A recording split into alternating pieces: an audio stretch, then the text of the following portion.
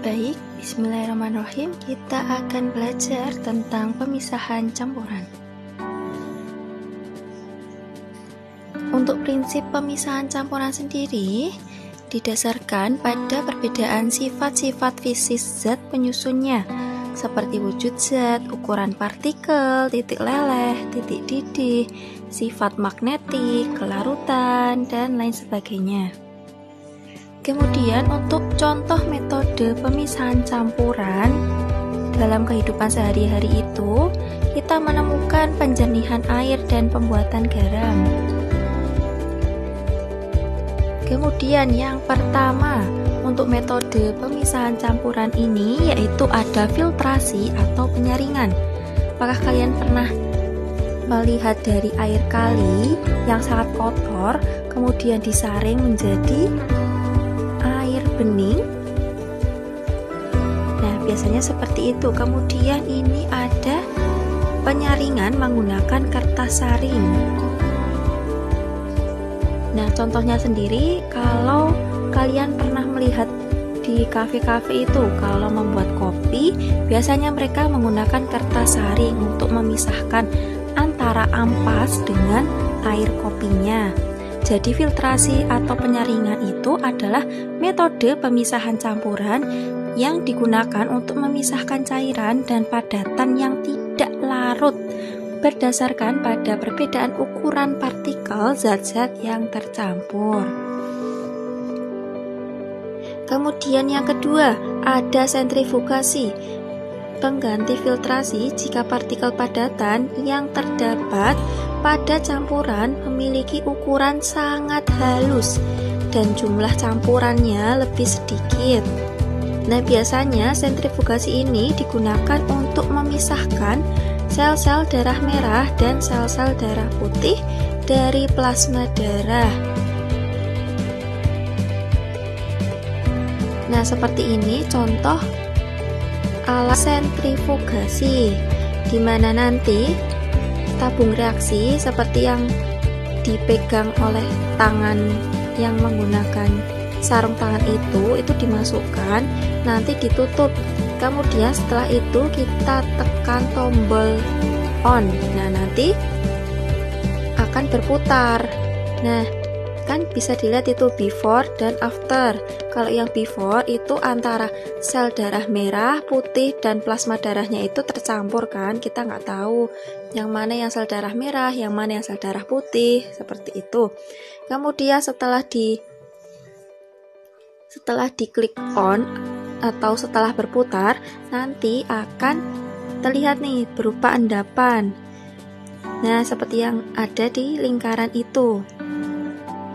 Nah, apabila di zoom seperti ini, yang pelet itu maksudnya itu sel darah merah dan sel darah putih.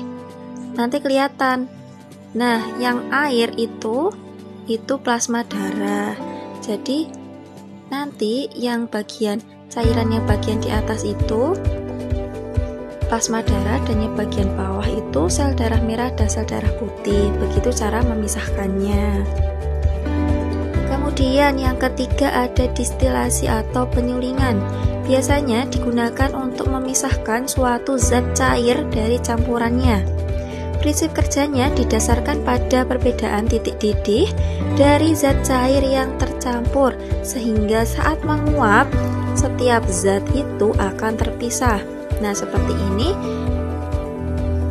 untuk alat penyulingan. Biasanya itu misal nih, kita kalau beli hand sanitizer itu kan ada alkoholnya ya. Kita nggak tahu nih yang mana yang alkohol murni, yang mana yang air. Bisa aja itu hanya tipu-tipu. Nah, untuk mengetahui yang mana alkoholnya itu ada seberapa banyak sih. Nah, biasanya menggunakan penyulingan ini. Nanti yang bagian labu destilasi itu kan berisi itu alkohol dan air yang dicampur itu. Nah, nanti setelah dipanaskan, lalu yang bagian alkohol akan jatuh ke bagian bawah, bagian wadah penampungan. Nah, nanti yang air itu akan masuk ke pembuangan atau air dingin masuk itu. Kemudian yang keempat ada kromatografi. Nah, kromatografi itu merupakan metode pemisahan campuran yang didasarkan pada perbedaan kecepatan merambat antara partikel-partikel yang bercampur dalam suatu medium diam ketika dialiri suatu medium gerak. Nah, biasanya itu untuk memisahkan berbagai zat warna dan tes urin untuk seseorang yang dicurigai menggunakan obat terlarang atau seorang atlet yang dicurigai menggunakan doping. Nah, seperti ini kromatografi biasanya. Itu kan kalau di gelas beker itu kan air ya. Nah, nanti bisa diisi dengan urin. Nah, nanti warna-warnanya ini akan naik. Oh, warnanya apa toh? Oh, ini. Gitu. Kemudian selanjutnya untuk contoh kromatografi sendiri, yang pertama untuk mengidentifikasi kandungan zat tertentu pada suatu bahan makanan, dan yang kedua mengidentifikasi hasil pertanian yang tercemar oleh pestisida.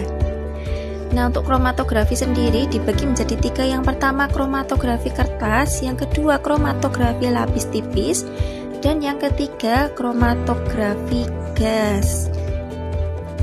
Kemudian pemisahan campuran ini yang kelima ada sublimasi, di mana didasarkan pada campuran zat yang memiliki satu zat yang dapat menyublim, yakni perubahan wujud zat wujud padat ke wujud gas, sedangkan zat yang lain tidak dapat menyublim.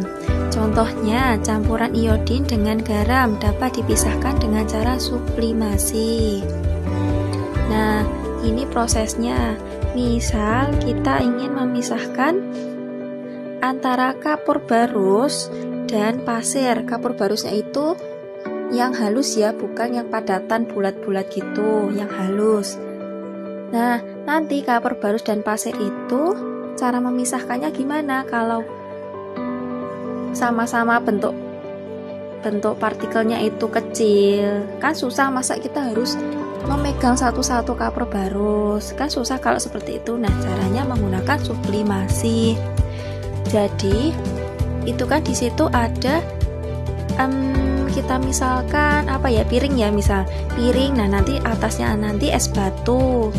Kemudian yang bagian gelas itu di bawah itu ada campuran kapur barus dan pasir. Nanti waktu dipanaskan, tahu kan kalau kapur barus kita diamkan di tempat itu akan menyublim. Menyublim itu gasnya akan keluar kemana-mana.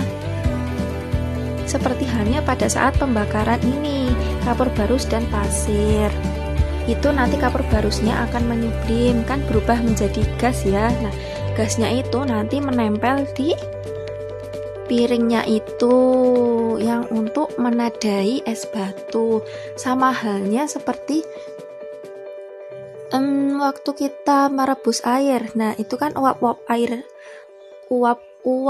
airnya itu kan akan menempel di bagian tutup ceret atau tutup panci. Nah, cara kerjanya sama seperti yang bagian kapur barus ini. Nanti gas dari kapur barus akan menempel pada es batu. Lama-kelamaan nanti yang bagian bawah campuran kapur barus dan pasir itu nanti tinggal pasir saja.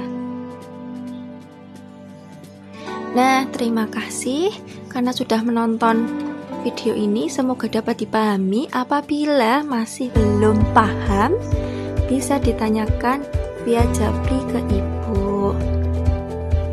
Sekian, apabila Ibu ada salah kata, Ibu minta maaf. Wassalamualaikum warahmatullahi wabarakatuh.